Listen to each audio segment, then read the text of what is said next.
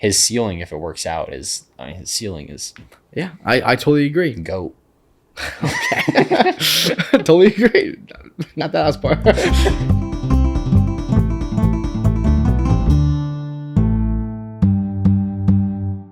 Welcome to the Harvester Sports Podcast. We are your hosts. I'm Noah. I'm Austin. And today we're going to be breaking down the NFL draft happened over the weekend. Mm-hmm. So we're going to be reacting, giving who we think were the winners, who were the losers, the steals of the drafts, who reached, who did good, who did bad.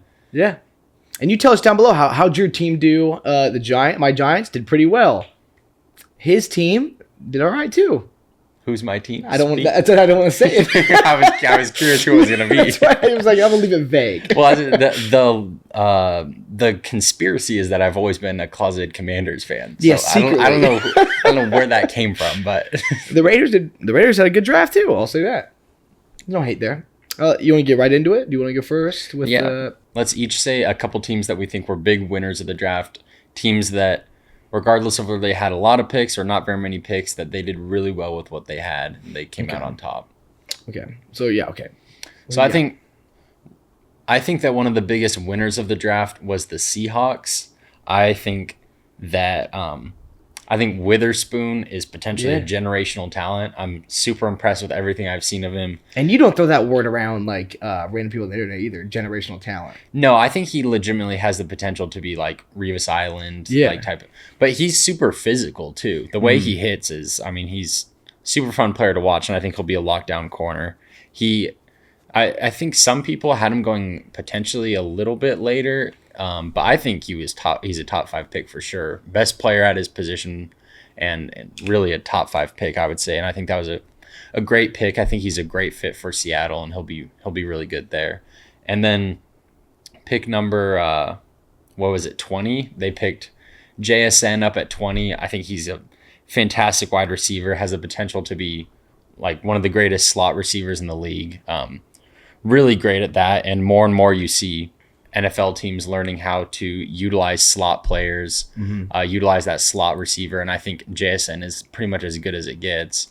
And so that was with their first 2 picks. Then they turn around and draft Derek Hall, edge rusher, early in the second, who I think ran like a 4.55 or something as an edge rusher. The guy's explosive, super fast, not as big as some guys, but I think those type of edge rushers that are super fast are super successful in the NFL these days, and I think he was a good pick too. So I was, from top to bottom, I'll stop there, not get into all the late round picks, but top to bottom, I was really impressed with what the Seahawks did with their picks. I agree. I think the Seahawks had a great draft, and historically, if you look at it, the Seahawks don't take corners high at all. They get their corners in the later rounds, and for them to go up and to take a corner that high in the first round, like how much respect they have for this guy and how excited they are for him. And they kind of went the way the Jets did last year, taking like the best corner in the draft and then one of the best wide receivers in the draft. Same thing the Jets did last year. I think it's going to work really well for the Seahawks. I think it's a great draft. And I think worked well for the Jets. Offensive and defensive rookie of the year. Exactly. I think JSN falling to 20. I know that's where a lot of mock drafts had him going around that area, but I think like 20 is a joke. I think he was for sure. Like the fact that he fell that far was ridiculous, I think. There was a lot of talent in the draft, so it makes sense, but I think this was a really good value at that pick. Yeah, this was a very good draft, like just player and prospect wise. Like, there was a lot of great players this year. I know some years were like, this one's kind of lackluster here or there. This one had insane players all over the board. And the fact that they were able to get JSN at 20, if this was a different draft, JSN's going top 10. Mm-hmm. It's insane. But I think it's a great pick for the Seahawks.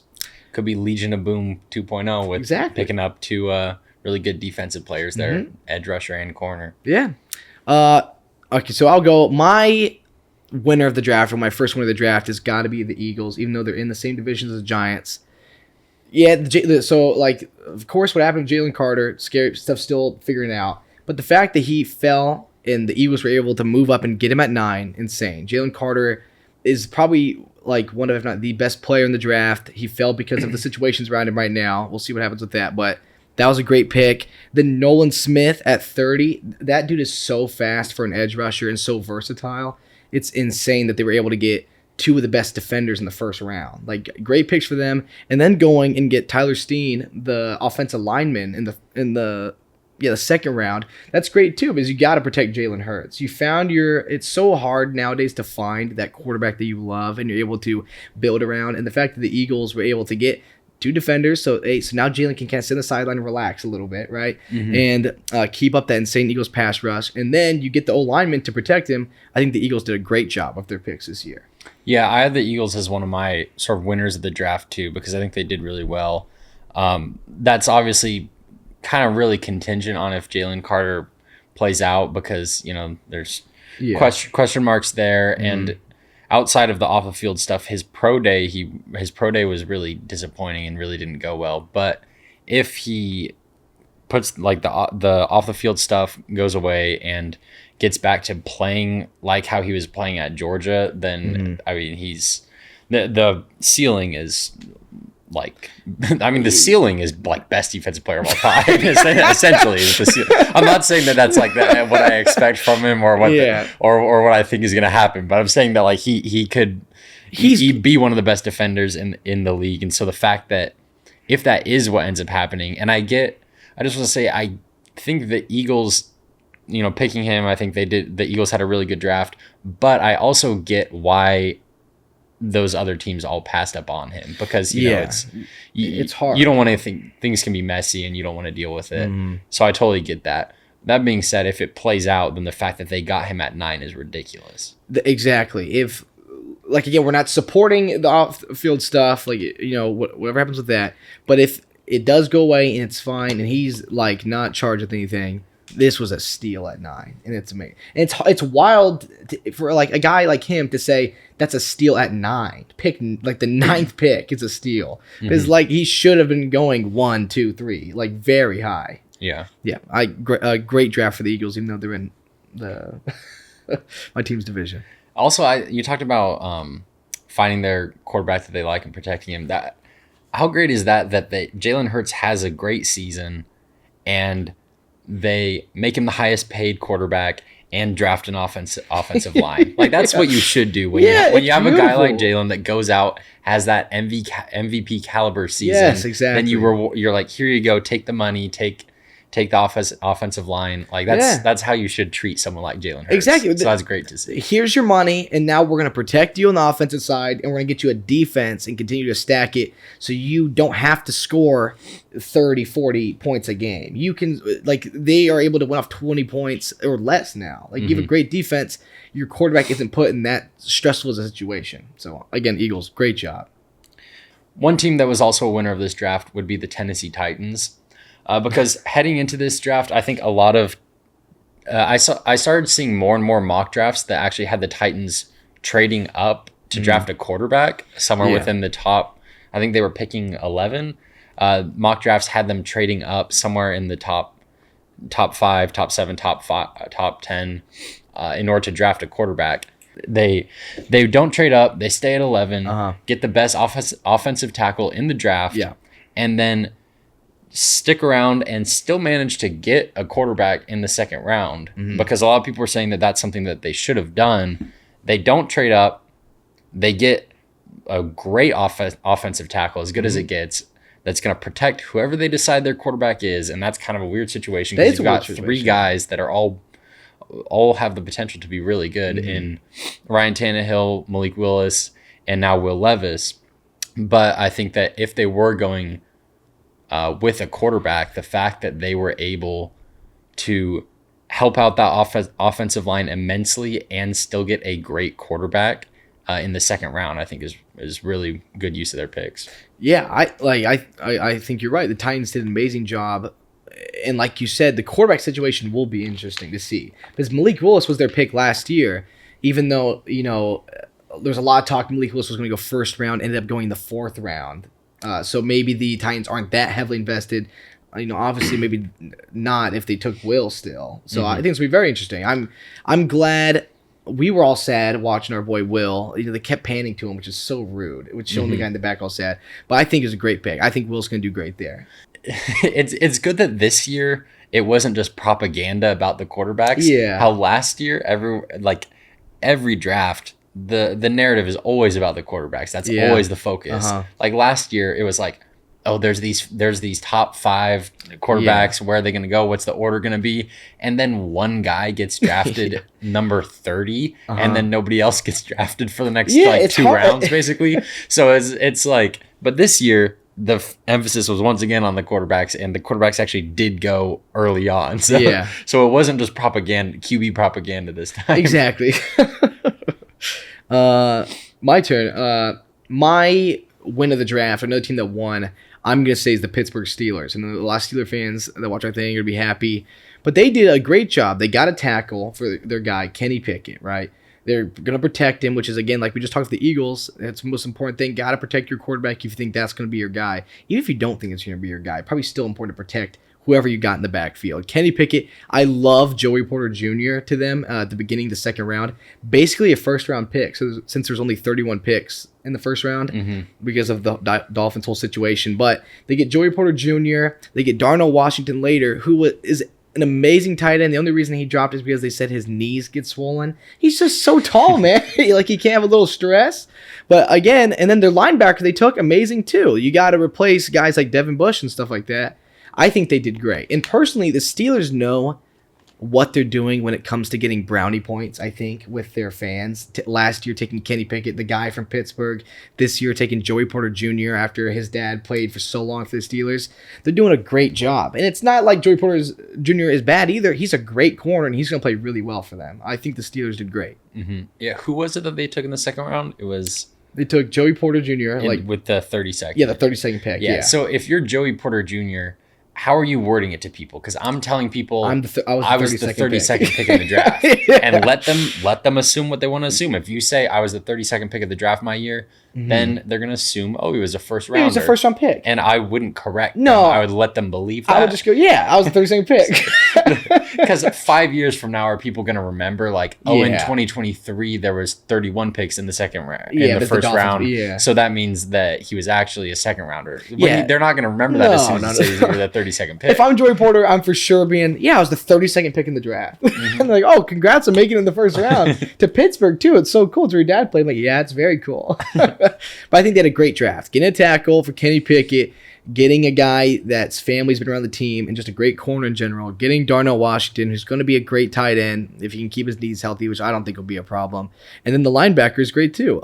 Nick Herbig, he'll be a great job. They did great both sides of the ball, I think. Yeah, you want to move on to some teams that let's do it. Teams that raise some eyebrows, raise some questions. Maybe let's do some. Maybe sad weren't teams. So great. so some teams that made you look at the TV and go, "Huh." I think me and you both have one that's gonna be similar. Or when they say the name and then you pull out your phone and Google, okay, now who was that? Yeah, or you text your friend that's a fan of that team and be like, "That's the guy that you guys went with." Yeah, I think for me, and this is a team that I'm hesitant to criticize because they're great and will continue to be great. But the Niners, and another reason I'm hesitant to criticize the Niners draft is because they really didn't have that many picks. Like they could have sat out the draft completely this year and still would have been a good team. Yeah. But they didn't sit it out, and the draft picks that they did have, I get it. If you Raiders drafted Sebastian Janikowski in the first round, and he turned out to be a fantastic kicker. So I get it, but when you have a limited number of picks and your team is really good, but you still do have some needs that you could address, especially since your team always gets injured. Yeah. So a little bit of depth wouldn't hurt. But instead, when you use your third round pick on a kicker, it's a little questionable. Yeah, do you have more? No. Okay, yeah. I totally agree. It was insane. Because I was waiting the whole time. We have a lot of friends that are Niner fans. I was waiting. I was like, what's Shanahan going to do? What are these guys going to do? And then it comes up, and the first pick is a safety. I'm like, okay, it's weird, but all right. There's better value there. And then the next pick is a kicker. I'm like, what are we doing? And then they go the whole draft, and they don't draft one offensive lineman. And they're desperately in need of one, like at least some help on the O-line, and they don't take one. Yeah, because I think Robbie Gould is still a free agent. Go back and get him if you need. Yeah, if I was the Niners, I think my strategy would maybe be help out the offensive line, and then outside of that, kind of just go like really best player available, but because everybody on the Niners is just destined to get hurt all the time. Exactly. So just get some good players to have some depth in case anybody does get hurt, because you don't have that many like pressing, like offensive line is something offensive line corner that needs help, but there's not that many like glaring, this is a big need. And I feel like if I'm the Niners, and I know it's weird circumstances how their quarterbacks got hurt, but if I'm the Niners, I'm looking at it, I'm like, okay, so all 3 of my quarterbacks were hurt last year, and we were relying on Christian McCaffrey at the very end. Let's give them a little more help to try to, let's, like, if you see your guys get hurt, I know there's some weird circumstances, like what they were doing, how they got hurt, but still, I'm like, let's just protect these guys a little more. Let's give them more cushion. Like, so we've said so many times today, probably the best decision you can make, protect your quarterback in the NFL.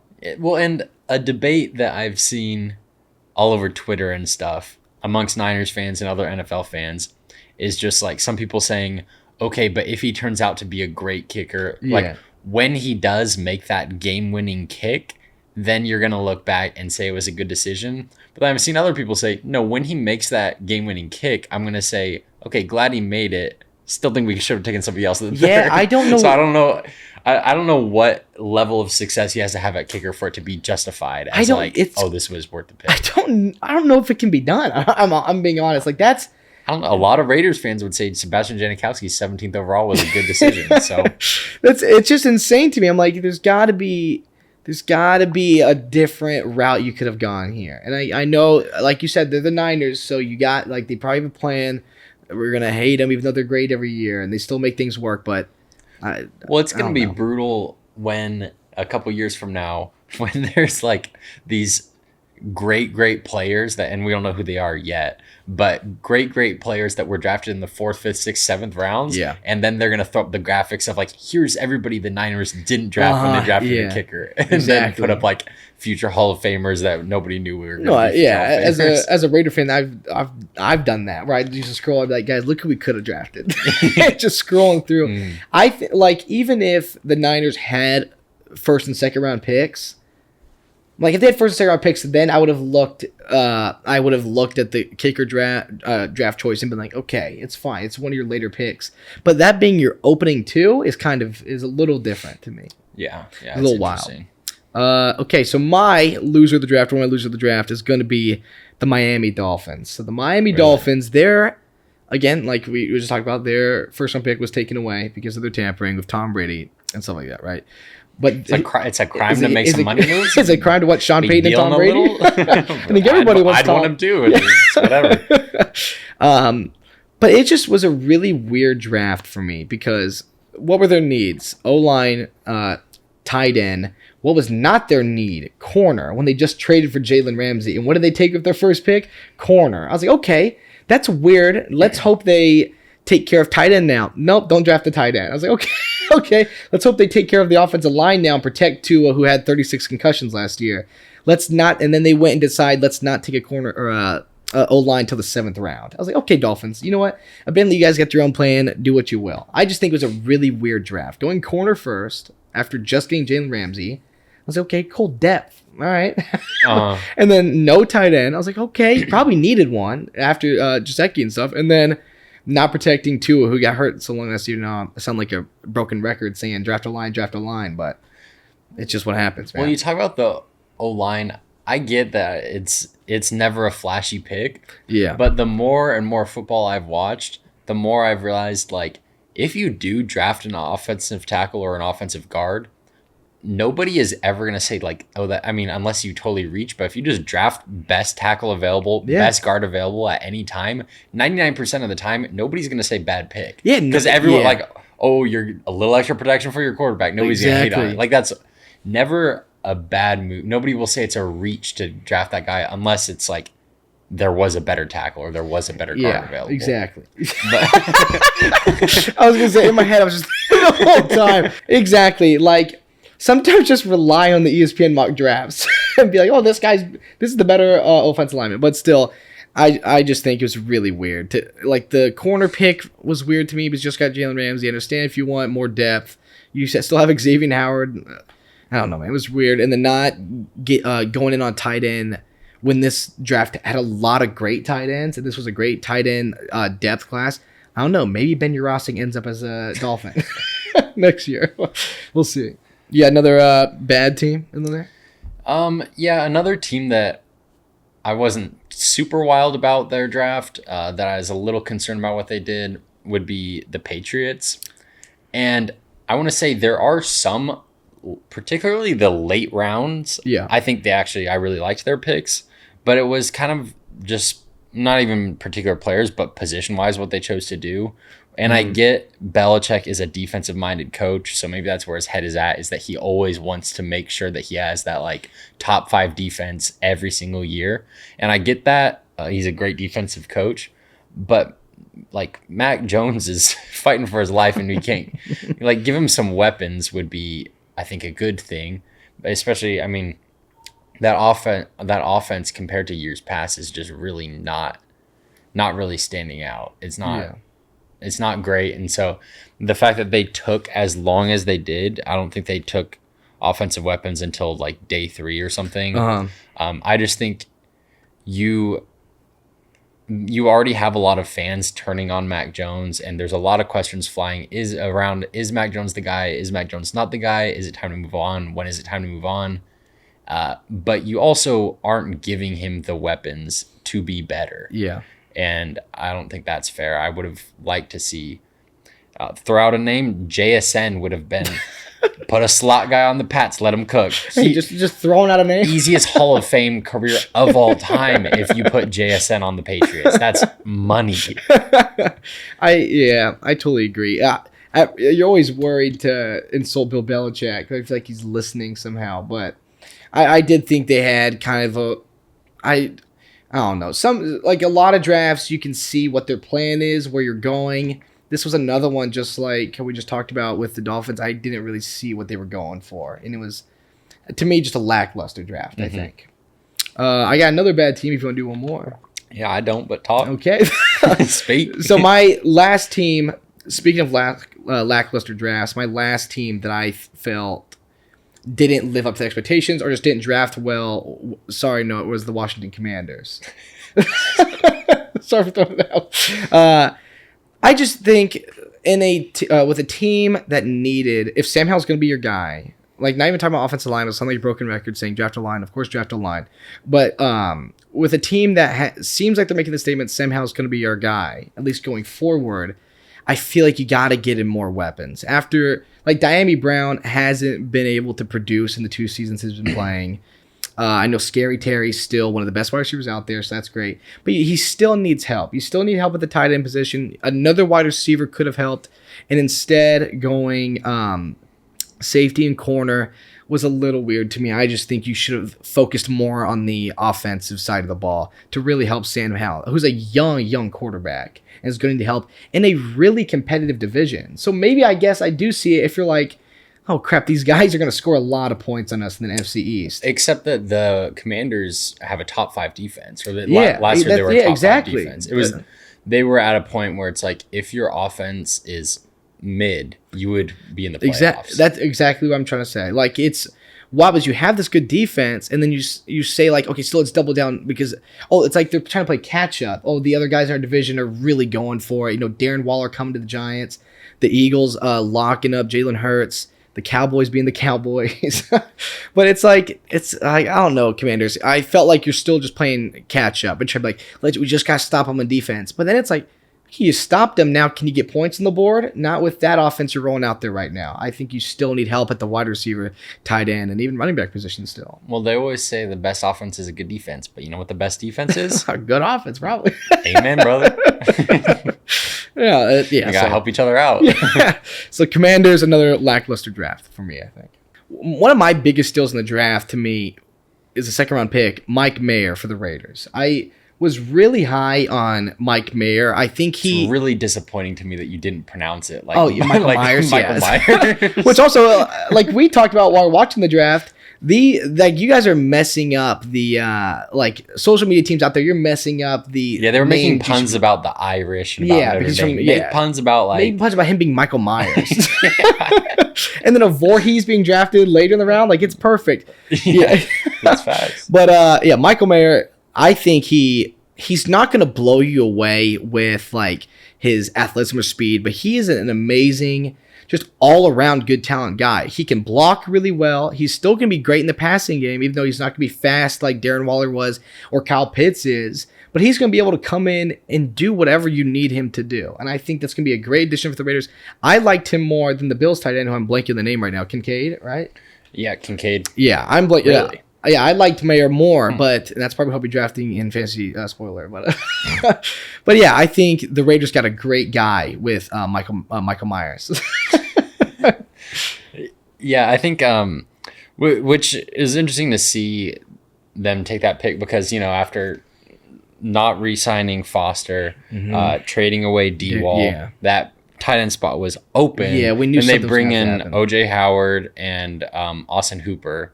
Who are both potentially good, but they're not Darren Waller. They're not Foster. And then they draft a guy that has a potential to be that really good tight end one. I think so. I think with the guys they got now, like they've got they've got enough guys now and drafted the right guy now where it's not like Darren Waller not being there will be such a dramatic, like, we're missing him now. Yeah. And I think this will be able to fill some of that void.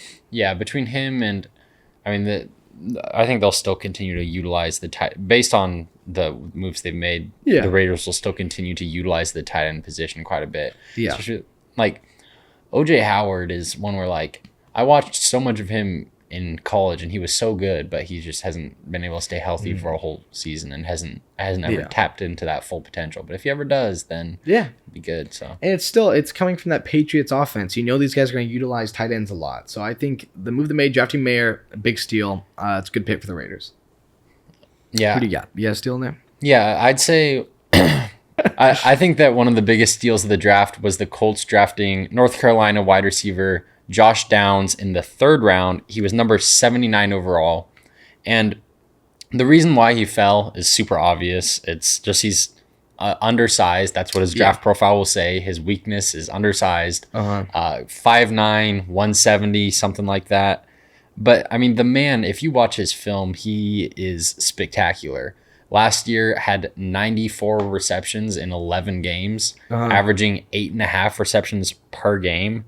And he's just a pure athlete. His ability to get open out wide or lined up across the middle or wherever, really great at getting open. And I think one of his greatest threats to the defense is also his yak, his ability to put together yards after the carry. And I also think that we're seeing, this is always a thing during the draft is, this guy's undersized, this guy's too small.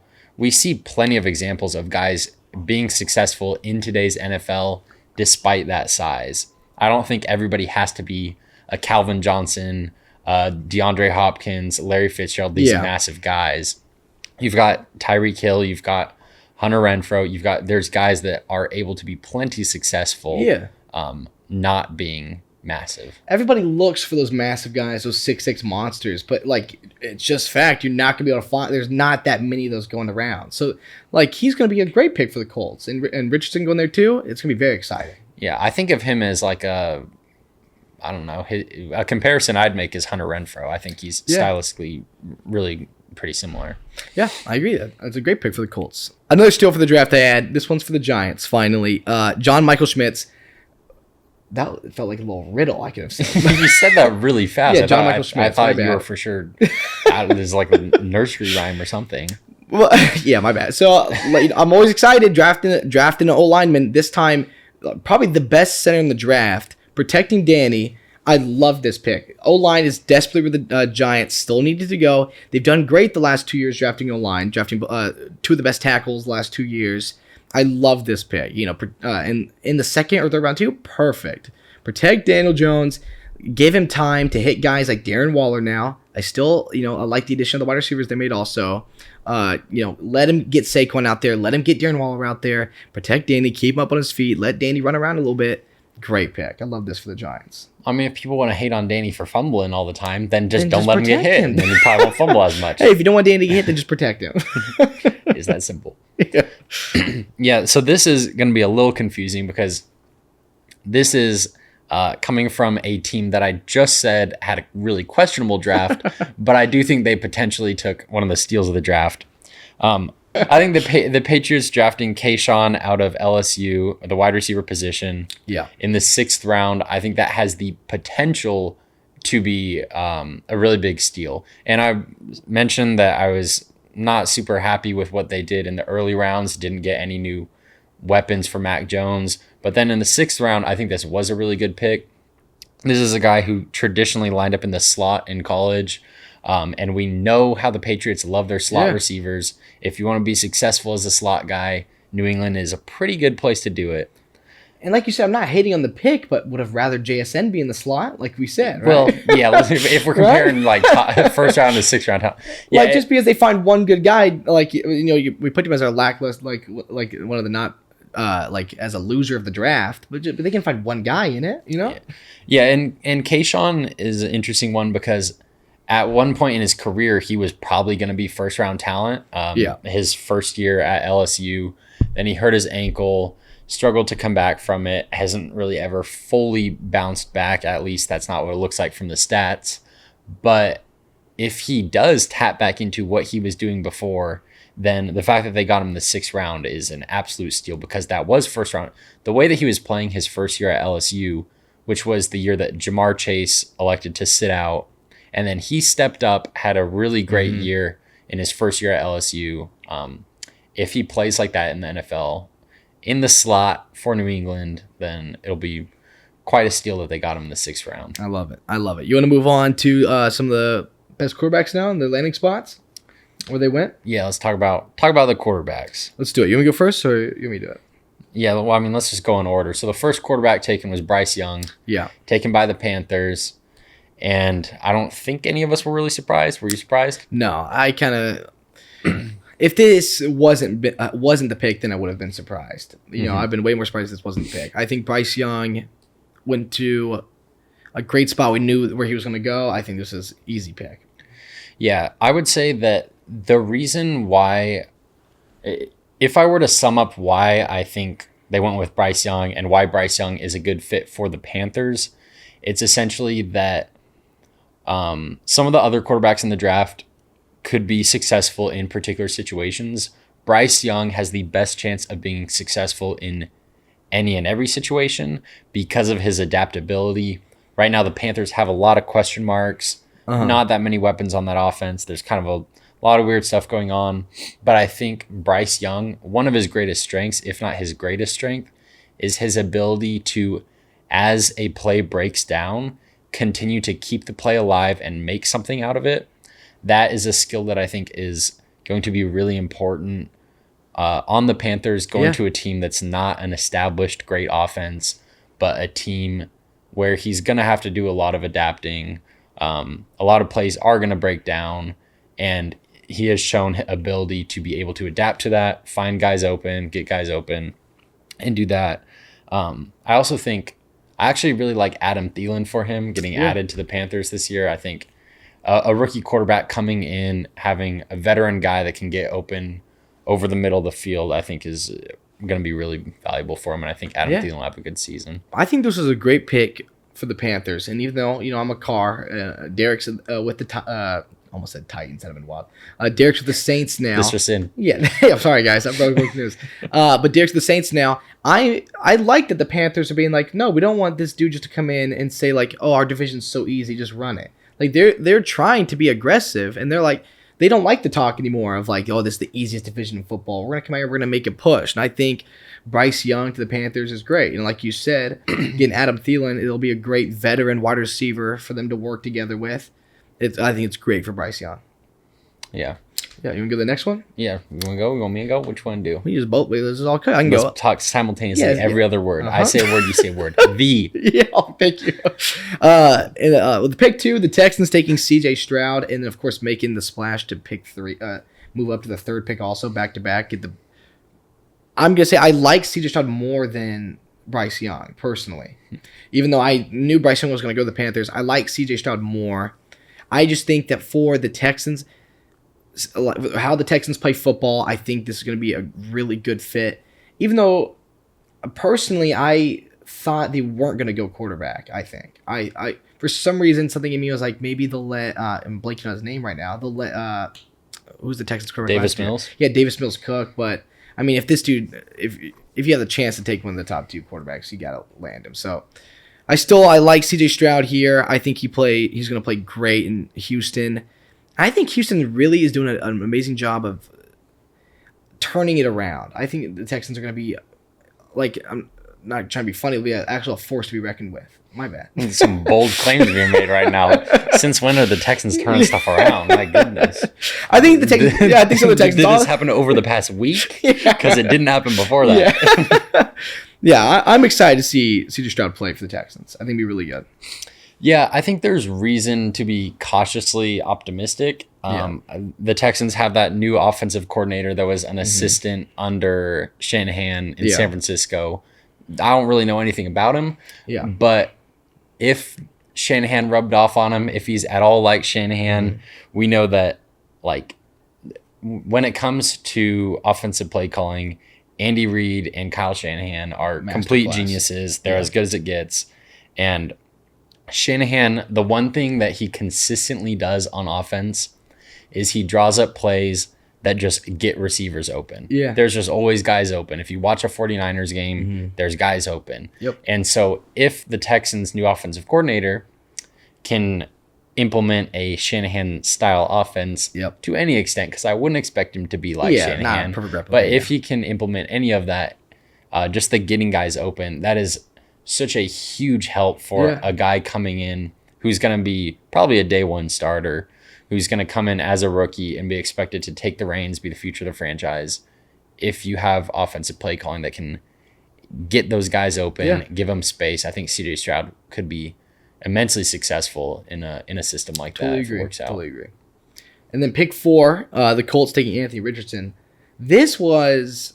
I would say I was a little surprised by that. Yeah, I was surprised how fast Anthony Richardson went off the board. But I'm also very excited because the whole talk for Anthony Richardson's been, this is a dude who might not be as ready right now as these other 2 quarterbacks, the other quarterbacks in this draft, but he has that insanely high ceiling. So if they can develop Anthony, I don't know why I'm on a first name basis with him.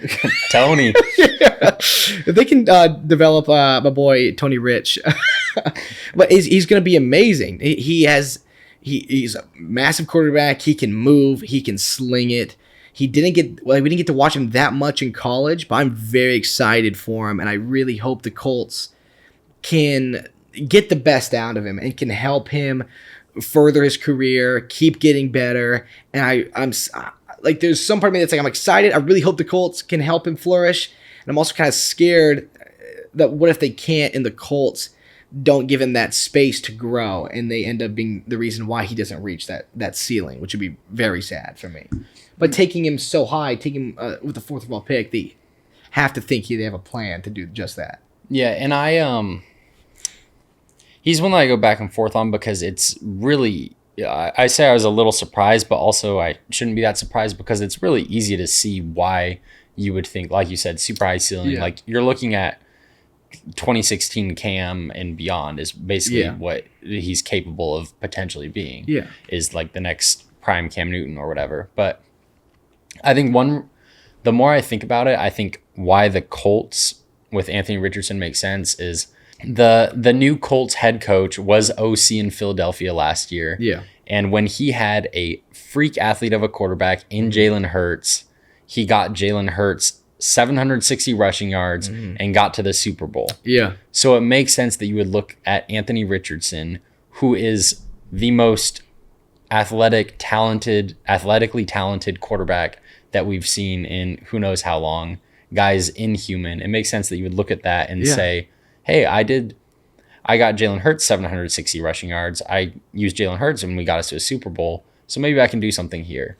Yeah. Because, you have certain quarterbacks, or not certain quarterbacks, certain offensive coordinators and head coaches are more inclined one way or the other, whether it's more of the pocket passing progression type thing or more of somebody that can run it upfield. And I think it seems like that's what they see with Anthony Richardson, and his ceiling, if it works out, his ceiling is.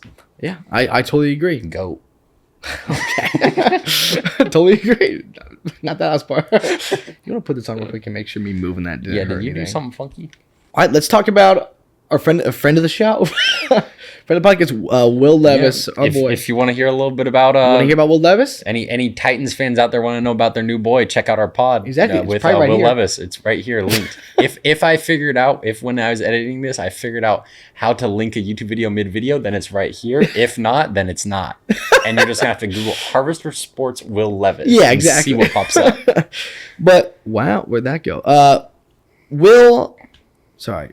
Also, actually, I do have something that I want to say about this. And Speak. I want to preface this with, I like Colin Cowherd. I agree with Colin Cowherd on most takes, and I think he's really spot on most stuff. Will is the one I can listen to, or Cowherd is the one I can listen to the most. Yeah, but did you see what he said about Will? No, I'm scared. Potentially the worst take I've ever heard in my life. Oh, no, Colin. Colin Cowherd, right about a lot of things, not right about this. He said, oh, but Will, he wears those sleeveless shirts. He shows the gun show. People aren't into the gun show. That makes you like. That's why he fell. That's why he fell out of the first round. He said that's why he fell, because of the sleeveless shirt. A legitimate argument was Will Levis shows his arms too much, and that makes him a douchebag and a bad leader, and fell out of the first round. That is the stupidest take I've ever heard. That being said, it is coming from Colin Cowherd, who infamously hates the backwards hat. So backwards hat. That. He hates the swagger. So he is that is his thing, is particular about the whole the whole look of the quarterback and the quarterback look, which I get, face of your franchise, you want him to look a certain way, but that made no sense to me. Yeah. If I could lift like Will, I'd probably do the same thing. You think I wouldn't be showing the gun show a little bit? The thing I have to say about Will, it was. Did I just hear DCA even though he was just in the DCA? Yeah, I'm pretty sure I just saw him there and then heard him right there. I have to say about Will, we all love Will. I think Will's a great athlete. I think he'll do great in the NFL. The thing that we've talked about, the thing that just stresses me out is a very weird situation he's found himself in. We talked about it earlier. They have Ryan Tannehill. Last year they drafted Malik Willis.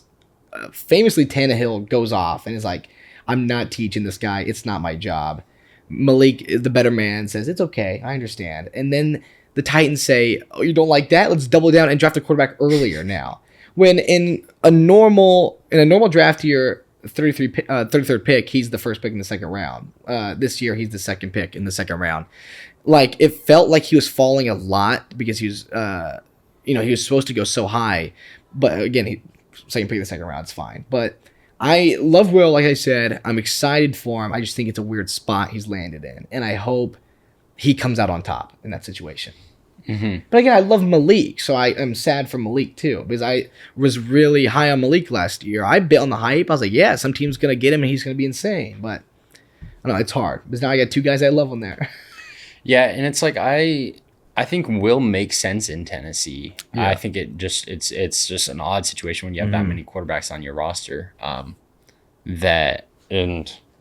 I was surprised when he kept falling as far as he was falling, but I get why the Titans took him. Yeah. Because, the Titans have a lot of question marks at their quarterback position, and they saw Will falling, and were like, all right, let's trade up a couple more picks and get him. Yeah. And I think that was smart. But, yeah, I'll be really interested to watch preseason, because you'll probably have all three quarterbacks playing preseason, just competing for it. Honestly, give them Hard Knocks and let the three QBs compete. And let's just see.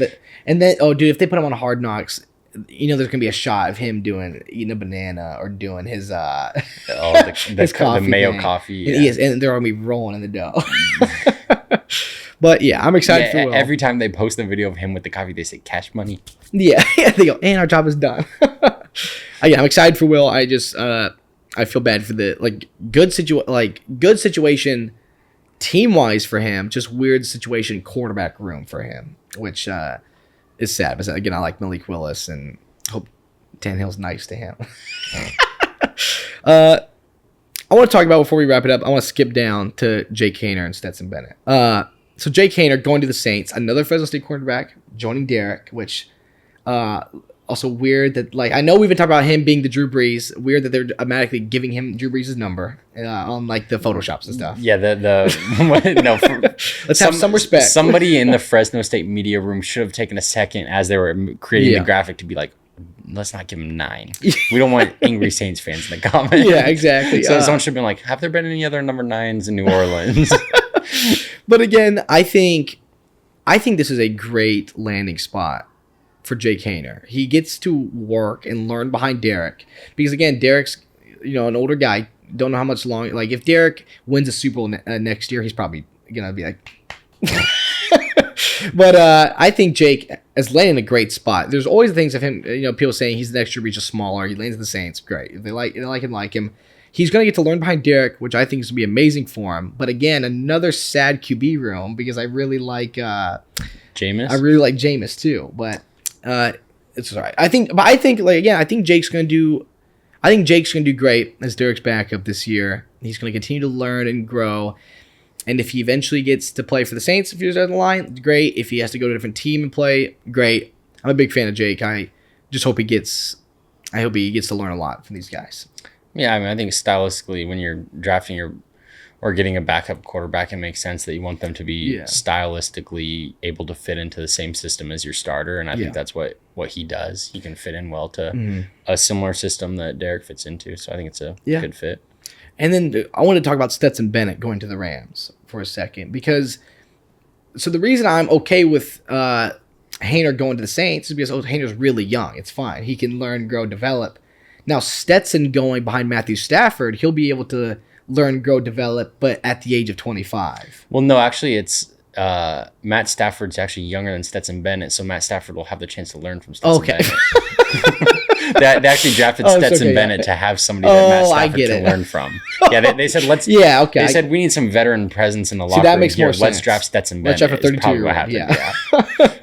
But again, that's the weird part to me, because if Stetson is your long-term plan, no, I don't think he is. Yeah, I was gonna say. What was he drafted? He was drafted pick 128. Yeah, don't give me a round. Give me a number. Dear God, make me do the math here. Well, look, NFL Network exposed again. I heard him to my left again, and he's on there again. 128. That's. Give me Let's do this. 30 times. Mm-hmm. Okay, so late 4th round. Yeah, late 4th round. So drafting the 4th round. Again, that's where Malik was drafted. Yeah, that's territory for a backup. Yeah, backup. Which he's a good backup. Yeah, I don't think they think he's the next. The next Matt Stafford. Yeah. But also, they didn't think Baker Mayfield would be playing for him last year. It's very true. So you never know what happens. You'll never know. They didn't think Baker Mayfield would be leading a 98-yard game. I didn't think we would be there to see it. I didn't think anyone would. I didn't think it would happen. I think that was a planned attack by DCA. He knew. Yeah, when he said, "Hey guys, you should go to the game tonight." Oh, he knew the script. Yeah, and he said, "Go to the game tonight." Yeah, and then we sat there at an away game watching the Raiders give up a 98-yard game-winning drive by Baker Mayfield. Just like this. After they maybe spend $15 on a hot dog. Also, that was the. Have you seen the memes that I was legitimately the guy that's like 500 yards into the air away from the field yelling, "Come on, ref." You couldn't see that one. Up in the nosebleeds, it clearly crossed the plane. Oh yeah. Ref, what are we talking about here? Josh was in there. My dad was like, "Yeah, get tickets for the game," and I said, "Nosebleeds."